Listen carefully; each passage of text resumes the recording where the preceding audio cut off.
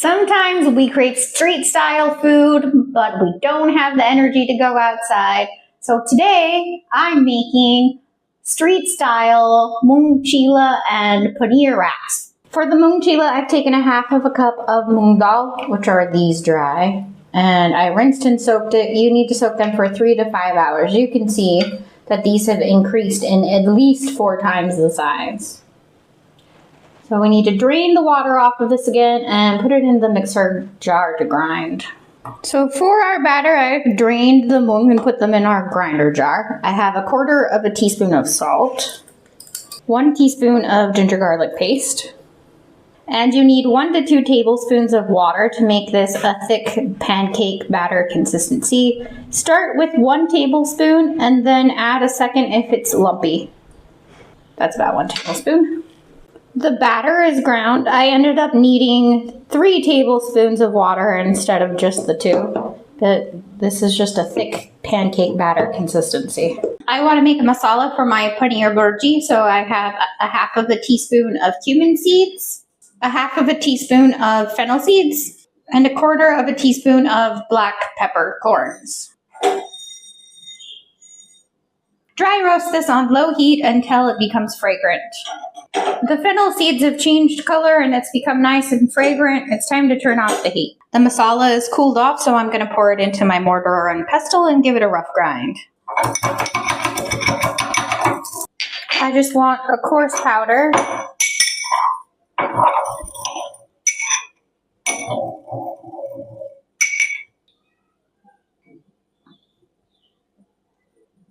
And this is the texture that we're left with. It's not a fine powder, it's just coarse.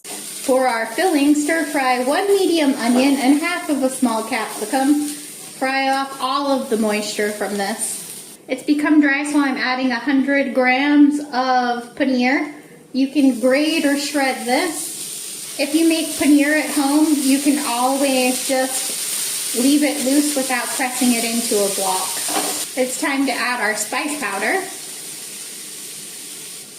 And half of a teaspoon of chopped masala.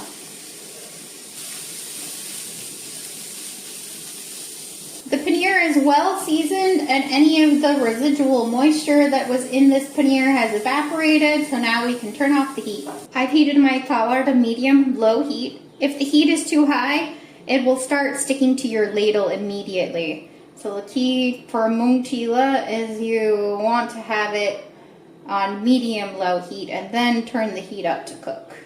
Now we want to spread our filling and press it into the surface so that it gets heated through when we flip it over.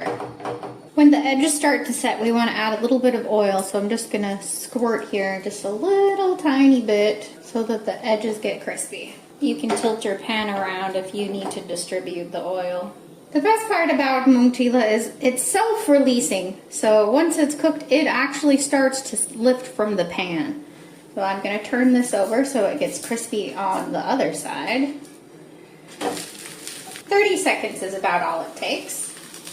We'll flip it back over. Looks like I lost a little bit of filling, but that's okay. It just flips back in. I'm just going to give it 1 run of red chili sauce and roll it up.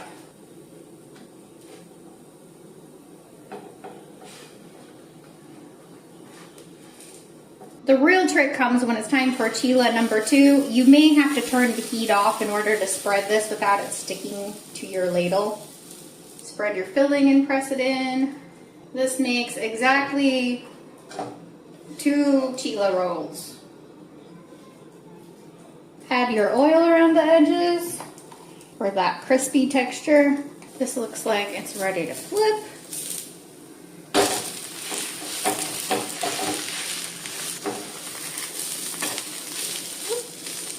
I lost the filling again. I think my spatula is actually working against me here. Add my chili sauce. Now you can add cheese, mayo, a fresh vegetable salad in here if you want. Whatever you like. Serve this piping hot with whatever condiments you like. I've got some peanut pecha. This looks so good. And look at all that paneer in there. Can you see it? It's crispy, it's crunchy, the paneer is nice and soft. Nothing soggy about this. The techa is on the sweeter side, so it really balances this out well, but you could always serve it with ketchup or whatever else you want to have. I'll show you how to make techa in another video. That's so much more protein than your regular dosa, and it's soft like a chapati. It has that crispy exterior, but it doesn't shatter like a dosa does. It's really good. So if you're looking to switch up your lunch or dinner, or maybe even your breakfast routine for some street style fare, give this a try.